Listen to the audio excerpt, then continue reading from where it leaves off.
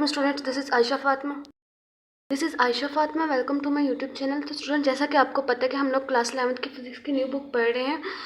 जिसका नाम है Punjab education curriculum training and assessment authority. और इस न्यू बुक को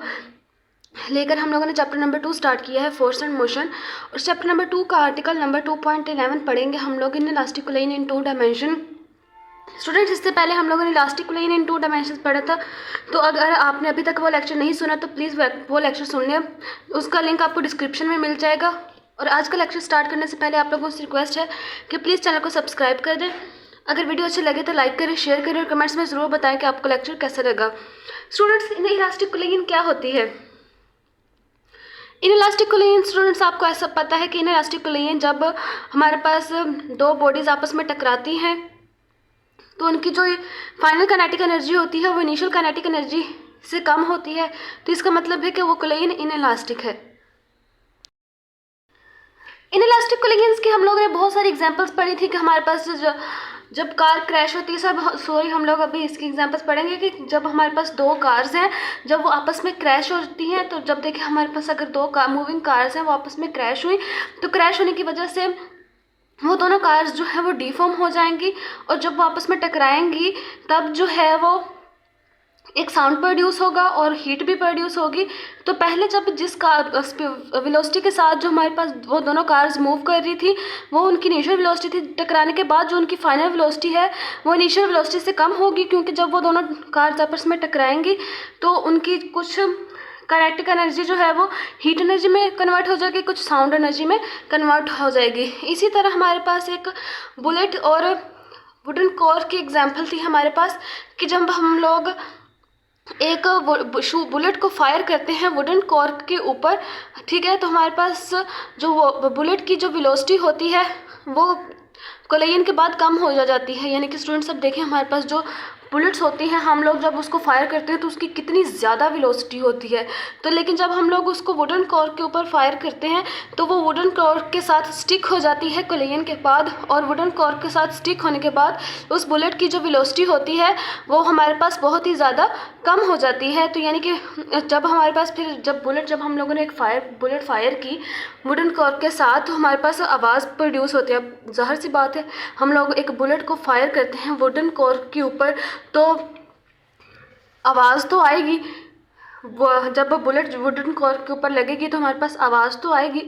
तो हमारे पास वहाँ पर कुछ साउंड एनर्जी भी प्रोड्यूस होती है। लेकिन जब बुलेट जो है वो वुडन कोर के साथ कोलाइड करती है तो वहाँ पर कुछ हीट भी प्रोड्यूस होती है, तो इसलिए हमारे पास हीट एनर्जी भी प्रोड्यूस होती है। तब हम लोग कह सकते हैं कि हमारे पास जो इनिशियल काइनेटिक एनर्जी थी,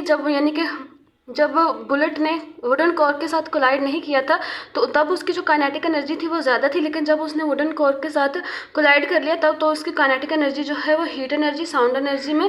कन्वर्ट होगी। तो इसीलिए हम लोगों ने इन इलास्टिक कोलिजन में हम लोगों ने यही पढ़ा है कि हमारे पास जो काइनेटिक एनर्जी है वो कंजर्व नहीं रहती, लेकिन जो हमारे पास मोमेंटम है वो कंजर्व रहता है, ठीक है। यानी कि हमारे पास जो मोमेंटम है वो कंजर्व रहता है, लेकिन जो हमारे पास काइनेटिक एनर्जी है बिफोर कोलिजन और आफ्टर कोलिजन वो एक जैसी नहीं होती। स्टूडेंट्स, कोलिजन जैसी भी हो हमारे पास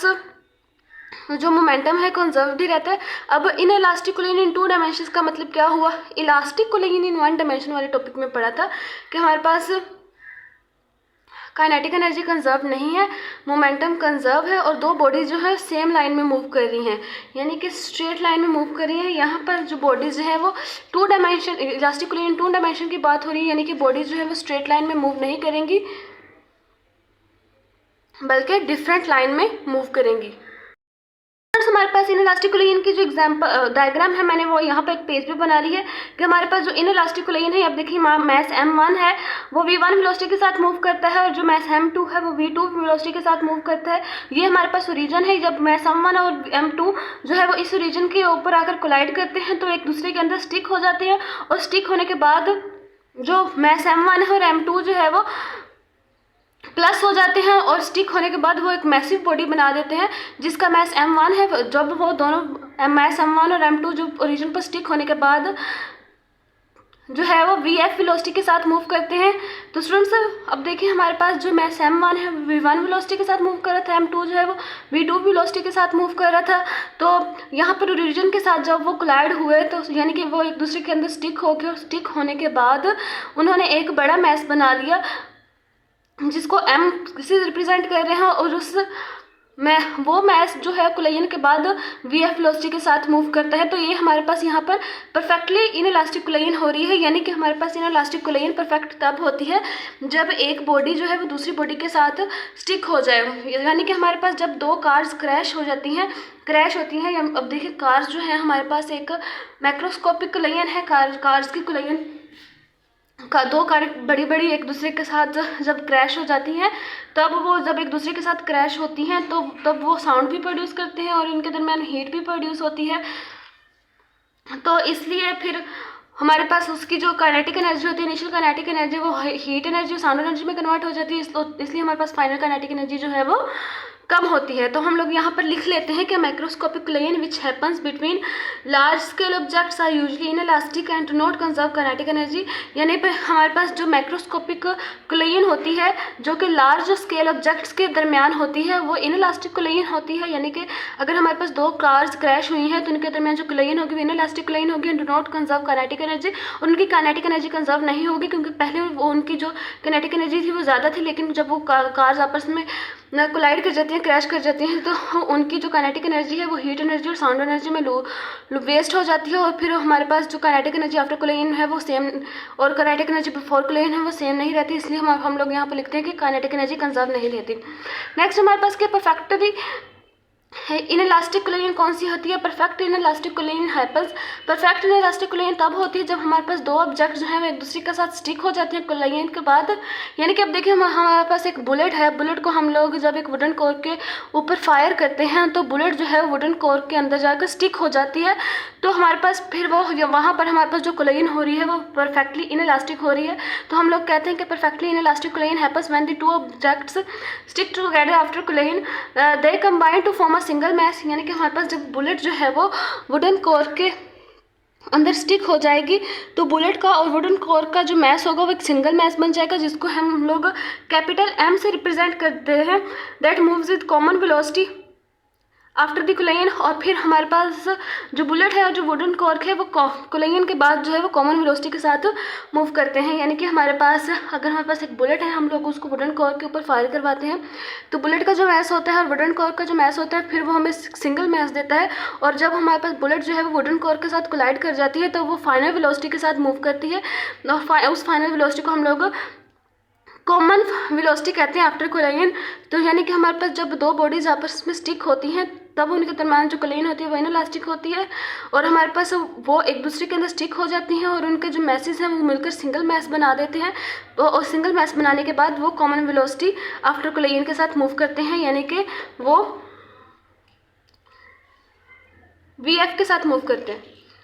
स्टूडेंट्स डायग्राम में भी हमें यही चीज़ दिखाई गई है कि हमारे पास जो मैस m1 है वो v1 वेलोसिटी के साथ मूव कर रहा है, m2 v2 वेलोसिटी के साथ मूव कर रहा है। ओरिजिन पे ये दोनों आपस में स्टिक हो जाते हैं और इनका जो मैस m1 प्लस m2 जो है वो एक सिंगल मैस क्रिएट कर देता है जिसको हम लोग कैपिटल M से डिनोट करते हैं। पहले हमारे पास m1 जो था वो v1 वेलोसिटी वेक्टर वेलोसिटी के साथ मूव कर रहा था, m2 v2 वेक्टर वेलोसिटी के साथ मूव कर रहे थे। लेकिन जब हम लोग वो दोनों ओरिजिन पर जो है वो कोलाइड कर जाती है तो कोलाइड करने के बाद ये दोनों मैसिव बॉडी जो है वो हमें एक सिंगल मैस दे देती हैं जिसको हम लोग कैपिटल M से रिप्रेजेंट करते हैं। और हमारे पास जब ये दोनों मैसिव बॉडी जो है वो सिंगल मैस बन जाती हैं तब वो फाइनल वेलोसिटी कॉमन वेलोसिटी के साथ मूव करना शुरू कर देती हैं और उस कॉमन वेलोसिटी को हम लोग नाम दे देते हैं V.F।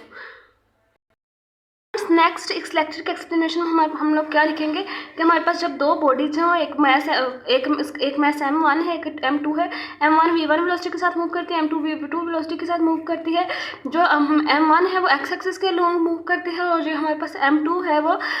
x एक्सिस के लॉन्ग एंगल थीटा बनाकर वेलोसिटी v2 के साथ मूव करते हैं। ओरिजिन पे ये दोनों जो है वो कोलाइड कर जाते हैं। कोलाइड करने के बाद हमारे पास एक सिंगल मैस बना देते हैं f_m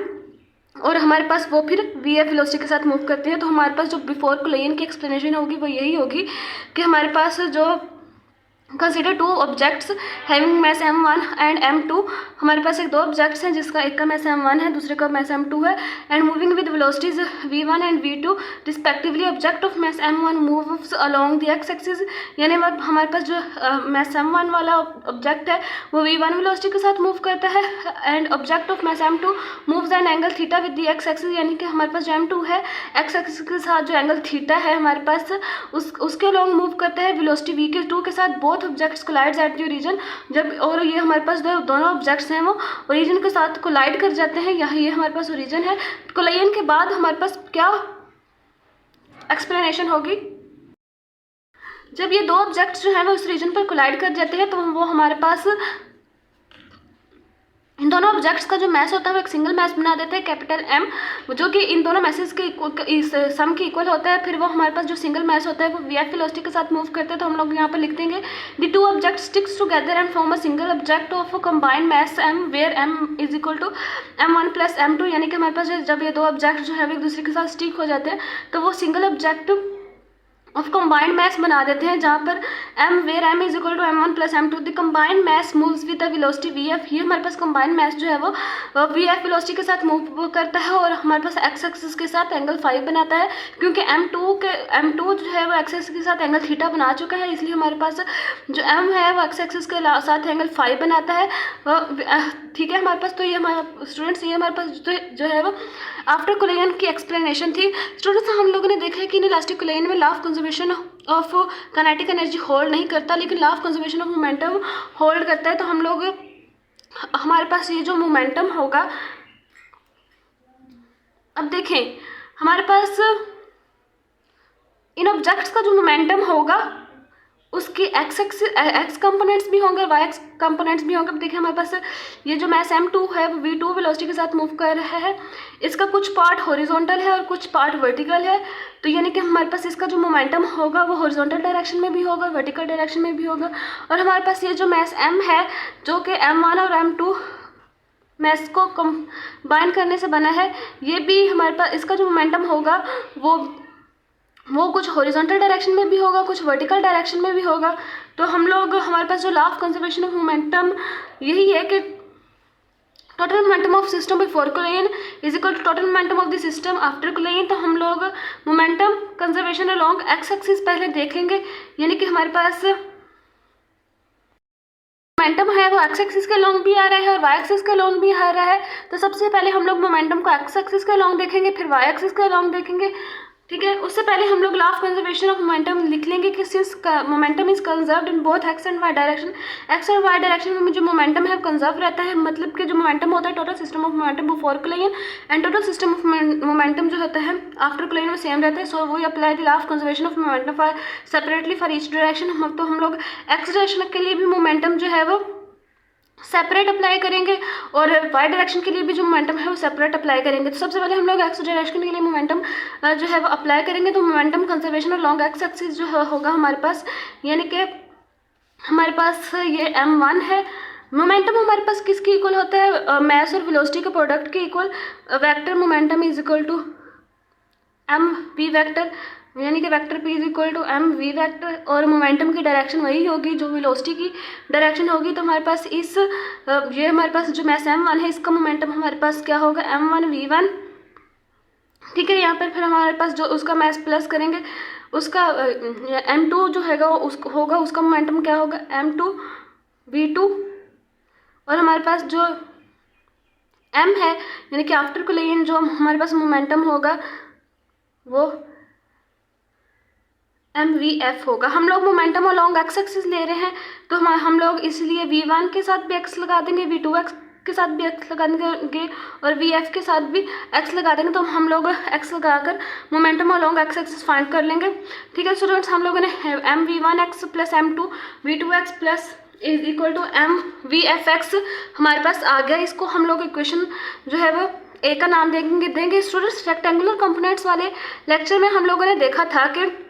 अगर हमारे पास वेक्टर ए है तो हम लोग अगर वेक्टर ए को एक्स एक्सिस और वाई एक्सिस के लॉन्ग अगर ड्रा करें तो जब हम लोग एक्स एक्सिस के लॉन्ग उसका परपेंडिकुलर ड्रा करते हैं तो हमारे पास वेक्टर ए जो है वो एक ए एक्स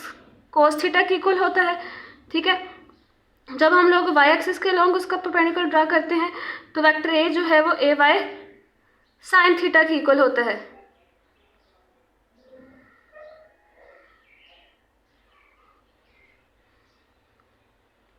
ठीक है स्टूडेंट्स,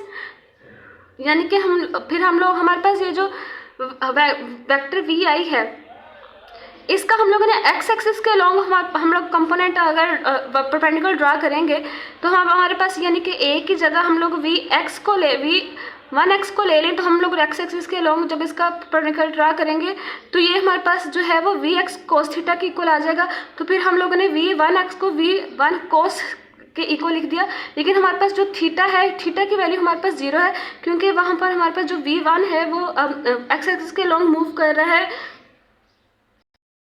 जो हमारे पास v1 है वो एक्स एक्सिस के लॉन्ग मूव कर रहा है। ठीक है, तो हमारे पास जो थीटा आएगा वो 0 आएगा क्योंकि m1 भी उसी डायरेक्शन में मूव कर रहा है, m2 भी उसी डायरेक्शन में मूव कर रहा है। हमारे पास जो v1 है वो एक्स एक्सिस के लॉन्ग मूव कर रहा है, इसलिए हमारे पास जो थीटा है वो 0 के इक्वल आ जाएगा क्योंकि हम लोगों ने इलास्टिक कोलिनियर वन डायमेंशन के केस में पढ़ा था कि जब दो लाइंस पैरेलल होती हैं तो थीटा जो है वो 0 के इक्वल होता है। तो यहाँ पर हमारे पास v1 x जो है वो vi कोस 0 डिग्री के इक्वल आया, तो हमारे पास कोस 0 डिग्री जो होता है वो v1 के इक्वल होता है। और हमारे पास vi x जो है हमारे पास vi x जो है हमारे पास v1 की इक्वल आ गई। यहाँ पर हमारे पास है v2x, यहाँ पे हमारे पास जो हमारे पास v2x यानी कि जो हमारे पास v2 है उसका परपेंडिकुलर ड्रा करेंगे हम लोग एक्स एक्सिस के लॉन्ग। यहाँ पर हमारे पास वेक्टर ए था,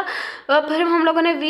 वन एक्स का परपेंडिकुलर ड्रा किया एक्स एक्सिस के लॉन्ग। अब हम लोग v2 का परपेंडिकुलर ड्रा करेंगे एक्स एक्सिस के लॉन्ग, तो हमारे पास v2 कोस थीटा आएगा। ठीक है, तो हमारे पास v2 कोस थीटा आ गया। फिर हमारे पास नेक्स्ट जो चीज़ है वो है vfx हमारे पास क्या आएगा, यानी कि हम लोग जो यहाँ पर पहले v1x का परपेंडिकुलर ड्रा किया वो v1 कोस थीटा आया, v2 का परपेंडिकुलर ड्रा किया v2 कोस थीटा है। अब हम लोग यहाँ पर अगर vf लेंगे तो vf का जो हम लोग एक्स एक्सिस के लॉन्ग परपेंडिकुलर ड्रा करेंगे तो वो हमारे पास vfx कोस थीटा आएगा। लेकिन हमारे पास जो vf पर जो थीटा जो एंगल बन रहा है वो फाई है, तो हमारे पास जो vfx जो है वो vf कोस फाई की इक्वल आएगा। तो हमारे पास जो इक्वेशन ए है वो क्या बन जाएगी, इक्वेशन ए हमारे पास क्या बन जाएगी, mvix जो है हमारे पास इसकी जगह हम लोग v1 पुट कर देंगे, v2x की जगह v2 कोस थीटा पुट कर देंगे, vfx की जगह हम लोग जो है वो f कोस फाई पुट कर देंगे। तो हमारे पास जो इक्वेशन 1 है वो क्या बन गई, now equation A becomes mv1 plus m2v2 cos theta is equal to mvf cos phi. तो हम लोगों ने momentum conservation along X axis जो है वो फाइंड आउट कर लिया। अब हम लोग momentum conservation of along Y axis find out करेंगे। आपकी बुक पे ये वाली क्वेश्चन लिखी है, आप लोगों ने ये ऐसे ही रट्टा मारकर याद नहीं कर लेनी, बल्कि आप लोगों ने ये सारा एक्सप्रेशन याद करना है कि ये जो इक्वेशन 1 है वो आई कैसे है। अब हम लोग momentum conservation along Y axis पढ़ेंगे। Momentum conservation along Y axis हमारे पास कैसे आएगा कि हम लोग जो है वो momentum conservation of along Y axis यानी कि हमारे पास v1 के साथ y लगाएंगे, v2 के साथ y लगाएंगे और vf के साथ y लगाएंगे momentum conservation along y axis को फाइंड आउट करने के लिए। तो हम लोग हमारे पास जो इक्वेशन थी m1 v1 plus m2 v2 is equal to mvf, हम लोग momentum conservation along y axis find out कर रहे हैं। तो हमारे पास mv1 y आ जाएगी प्लस m2 v2 y आ जाएगी, फिर mvf y आ जाएगी। इसको हम लोग इक्वेशन b का नाम दे देते हैं। ठीक है स्टूडेंट्स, यहाँ पर हमारे पास जो vf है यानी कि v1 है, v1y जो है वो v1 साइन 0 डिग्री की इक्वल आएगी। तो स्टूडेंट्स जैसे कि हम लोगों ने पहले वेक्टर a का परपेंडिकुलर ड्रा किया था एक्स एक्सिस के अलोंग, अब हम लोग y एक्सिस की बात कर रहे हैं। तो y एक्सिस के अलोंग जो परपेंडिकुलर ड्रा किया तो a y साइन थीटा आया। यहाँ पर हमारे पास वेक्टर v1 है, तो हमारे पास a y की जगह हमारे पास अगर v1 है तो v1 साइन थीटा आएगा। तो मैंने आपको पहले ही बताया कि v1 साइन थीटा जो है वो 0 डिग्री की इक्वल आएगा क्योंकि हम लोगों ने v1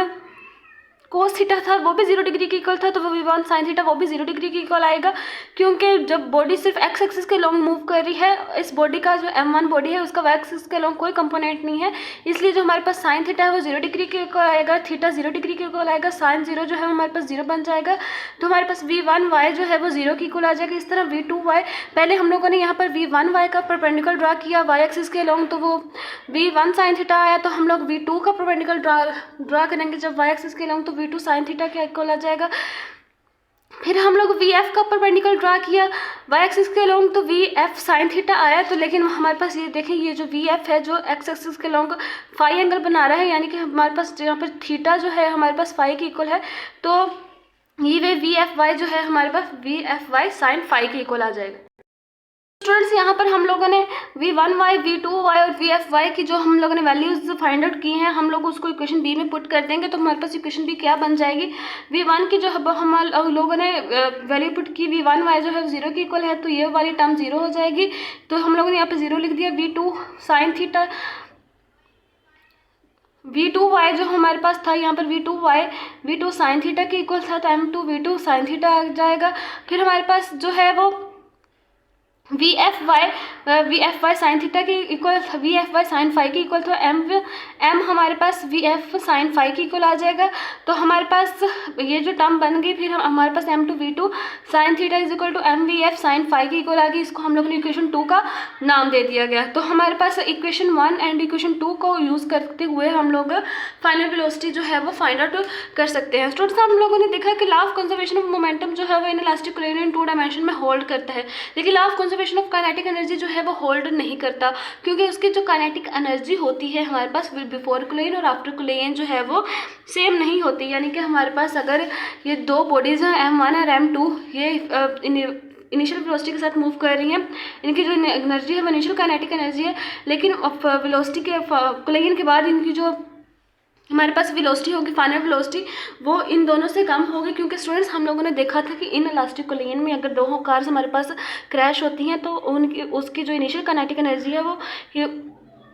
वो तो ज़्यादा होती है, लेकिन जब वो कार्स आपस में क्रैश हो जाती हैं तो अब वो हमारे पास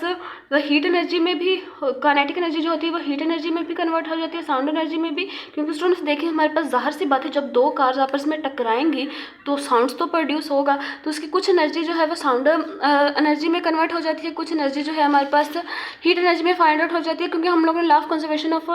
एनर्जी पढ़ा था कि एनर्जी हमारे पास डिस्ट्रॉय नहीं होती, तो यहाँ पर हमारे पास एनर्जी डिस्ट्रॉय नहीं हो रही, सिर्फ और सिर्फ एनर्जी कन्वर्ट हो रही है। तो इस तरह हम अगर हम लोग काइनेटिक एनर्जी की बात करें, यानी कि हमारे पास जो इनिशियल काइनेटिक एनर्जी होगी उस सिस्टम की बिफोर कोलिन, यानी कि हमारे पास अगर मैस m1 है और ये हमारे पास m2 है,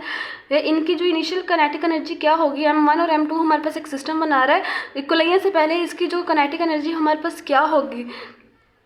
क्योंकि हमारे पास m1 और m2 जो है वो रीजन पर कोलाइड करता है, तो कोलिन से पहले इसकी काइनेटिक एनर्जी हमारे पास क्या होगी, काइनेटिक एनर्जी हमारे पास क्या होगी, इनिशियल काइनेटिक एनर्जी, जो total initial kinetic energy of system before collision हमारे पास क्या होगी, क्योंकि अगर हम लोग initial kinetic energy find out करने का फार्मूला है हमारे पास 1/2 mv², तो mv को हम लोग पहले m1 बॉडी के लिए लिखेंगे, फिर m2 बॉडी के लिए लिखेंगे, फिर हमारे पास इनिशियल काइनेटिक एनर्जी आ जाएगी, तो हमारे पास काइनेटिक एनर्जी इनिशियल हमारे पास 1/2 m1 v1 स्क्वायर है हमारे पास जो m1 की इनिशियल काइनेटिक एनर्जी होगी और m2 की जो इनिशियल काइनेटिक एनर्जी होगी, जब उनको प्लस कर देंगे तो हमारे पास जो इनिशियल काइनेटिक एनर्जी थी बिफोर कोलिन ऑफ सिस्टम आ जाएगी, तो हमारे पास जो 1/2 m1 v1 स्क्वायर जो है वो इनिशियल काइनेटिक एनर्जी है m1 की, और 1/2 m2 v2 स्क्वायर जो है वो इनिशियल काइनेटिक एनर्जी है m2 की, हम ये दोनों आपस में कोलाइड कर जाती हैं, तो हम लोग जो बिफोर कोलिन जो हमारे पास काइनेटिक एनर्जी होगी वो इन दोनों बॉडीज़ की काइनेटिक एनर्जी का सम होगा, सिंस काइनेटिक एनर्जी हमारे पास जो स्केलर क्वांटिटी है, काइनेटिक एनर्जी हमारे पास स्केलर क्वांटिटी है, तो जो हमारे पास वेलोसिटीज होती हैं v1 and v2, in formula में हमारे पास काइनेटिक एनर्जी की, यानी कि हमारे पास काइनेटिक एनर्जी स्केलर क्वांटिटी है और फार्मूला में हमारे पास जो वेलोसिटी है v1 एंड v2 वो उनको does not require to break down into their components, वो अपने कंपोनेंट्स में ब्रेक डाउन नहीं होती, क्योंकि हमारे पास जो काइनेटिक एनर्जी है वो एक स्केलर क्वांटिटी है। अगर हमारे पास यानी कि मैग्नीट्यूड हमारे पास वेक्टर क्वांटिटी था, तो उसके जो हमारे पास इसलिए हमारे पास जो V1 और V2 जो है वो मैग्नीट्यूड में इनटू देयर कंपोनेंट्स में ब्रेक डाउन हो जाती थी, लेकिन हमारे पास काइनेटिक एनर्जी में जो V1 है और V2 जो है वो अपने कंपोनेंट्स में ब्रेक नहीं होंगी, क्योंकि हमारे पास जो स्केलर है वो एक स्केलर क्वांटिटी है काइनेटिक एनर्जी। इसके सिर्फ और सिर्फ मैग्नीट्यूड होता है काइनेटिक एनर्जी का, कि एनर्जी कितनी लग रही होती है, डायरेक्शन नहीं होती। लेकिन हमारे पास जो मोमेंटम है वो हमारे पास एक वेक्टर क्वांटिटी है, उस मोमेंटम और वेक्टर क्वांटिटी जो होती है हमारे पास, उनके पास मैग्नीट्यूड भी होता है और डायरेक्शन भी होता है। इसलिए मोमेंटम के केस में V1 और V2 जो है वो अपने कंपोनेंट्स में ब्रेक हो जाती हैं, लेकिन काइनेटिक एनर्जी जो है कि स्केलर क्वांटिटी है, इसलिए V1 और V2 अपने कंपोनेंट्स में ब्रेक डाउन नहीं होंगी। अब फाइनल काइनेटिक एनर्जी को, इनिशियल काइनेटिक एनर्जी को डिस्कस कर लिया, फाइनल काइनेटिक एनर्जी को डिस्कस करेंगे। इनिशियल काइनेटिक एनर्जी हम लोगों ने बॉडी M1 और M2 के जो मास को सम करके उसके इनिशियल काइनेटिक एनर्जी निकाली, यानी कि M1 की काइनेटिक एनर्जी और M2 की काइनेटिक एनर्जी को सम करके हम लोगों ने इनिशियल काइनेटिक एनर्जी निकाली, और ये हमारे पास काइनेटिक एनर्जी थी बिफोर कोलिजन। जब ये बॉडीज जो आपस में कोलाइड कर जाएंगी तो हमारे पास एक सिंगल मास बना देंगे, जिसको हम लोग कैपिटल M से रिप्रेजेंट करते हैं, और ये फाइनल वेलोसिटी VF के साथ मूव करता है। तो अब हम लोग जो इसकी फाइनल काइनेटिक एनर्जी निकालेंगे, फाइनल काइनेटिक एनर्जी कैसे निकालेंगे? काइनेटिक एनर्जी का फार्मूला है 1/2 mv, 1/2 जो हमारे पास mv स्केयर होता है, 1/2 mv स्केयर काइनेटिक एनर्जी। तो हमारे पास काइनेटिक एनर्जी का ये फार्मूला है। जब हम लोगों ने इसको आफ्टर कोलिजन निकालना है तो काइनेटिक एनर्जी जो है हमारे पास 1/2 ये मैस है, तो हमारे पास कोलिजन के बाद जब इन दोनों मैस से, ये दोनों मैस जो सिंगल मैस बनाते हैं उसको हम लोग कैपिटल M से रिप्रेजेंट करते हैं, और वो जिस वेलोसिटी के साथ मूव करता है वो VF होती है।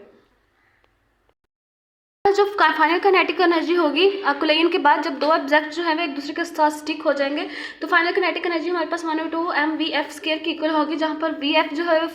वेलोसिटी ऑफ कंबाइंड मास है, यानी कि हमारे पास M1 और M2 की वेलोसिटी जब V1 और V2 को कंबाइन करने से हमारे पास जो वेलोसिटी बनती है वो VF स्क्वायर बनती है कोलिजन के बाद। तो स्टूडेंट्स,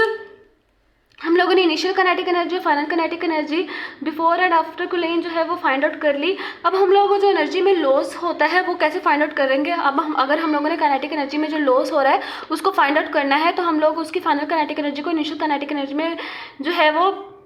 फाइनल काइनेटिक एनर्जी को उसकी इनिशियल काइनेटिक एनर्जी से माइनस करके काइनेटिक एनर्जी में जो लॉस हो रहा है उसको जो है वो फाइंड आउट कर लेंगे। स्टूडेंट्स, अब देखिए, अगर हम लोग इनिशियल काइनेटिक एनर्जी से फाइनल काइनेटिक एनर्जी को माइनस करेंगे तो हमारे पास जो रिजल्ट है वो पॉजिटिव में आएगा, लेकिन जो हमारे पास लॉस होता है वो हमेशा नेगेटिव में आता है।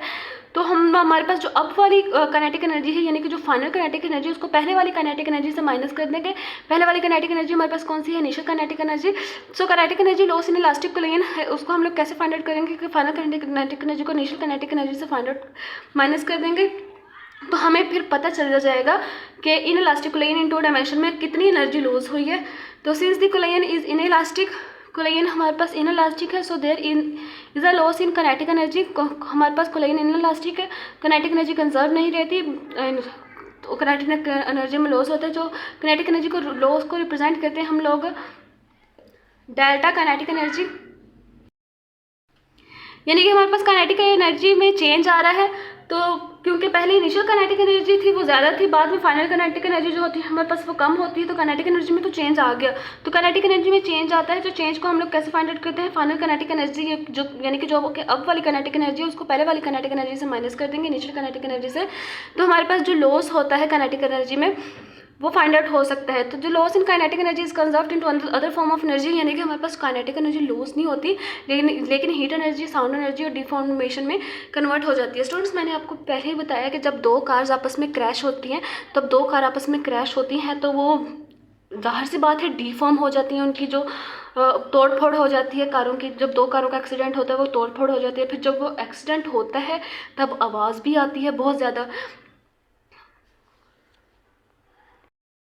ज़्यादा आवाज़ भी आती है,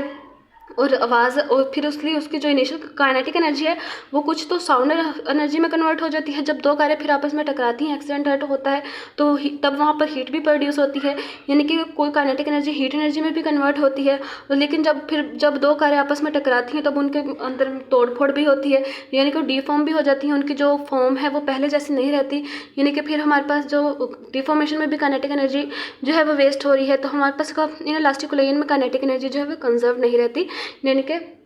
वो लॉस होती रहती है, उसकी जो फाइनल काइनेटिक एनर्जी होती है वो कम होती है इनिशियल काइनेटिक एनर्जी से। ठीक है स्टूडेंट्स, उम्मीद है कि आपको आज का लेक्चर समझ आ गया होगा। प्लीज़ चैनल को सब्सक्राइब कर दें। अगर वीडियो अच्छी लगे तो लाइक करें, शेयर करें, कमेंट्स में ज़रूर बताएं कि आपको लेक्चर कैसा लगा। स्टूडेंट्स, इससे पहले वाले लेक्चर्स जो हम लोगों ने पढ़े हैं उसका लिंक आपको डिस्क्रिप्शन में मिल जाएगा। और आप लोगों से रिक्वेस्ट है कि जब आप लोग अपने पेपर्स में या आप लोगों के कॉलेजेस वगैरह में जो टेस्ट होते हैं तो आप लोग टॉपिक्स को इसकी तरह रिप्रेजेंट किया करें, हेडिंग्स देकर, ताकि आपका टीचर या एग्ज़ाम्स में आपका अगर एग्जामिनर चेक करे तो आप उनको पता चल जाए कि आपको आता था और वो पहली नज़र पढ़ते ही आपके पेपर पर टिक कर दें। ऐसा ना हो कि आप लोग सारा कुछ मर्ज करके लिखाएं तो एग्जामिनर को पता ही ना चले, आप लोग सारा कुछ मर्ज करके लिखाएं कि एग्जामिनर खुद ही बैठा जो है वो देखता रहे कि रियल आंसर कहाँ है। तो आप लोगों ने ऐसा नहीं करना, आप लोगों ने प्रॉपर हेडिंग्स देकर टॉपिक को रिप्रेजेंट करना है और चैनल को ज़रूर सब्सक्राइब करना है ताकि हर आने वाली नया लेक्चर आप तक पहुँचा जाए।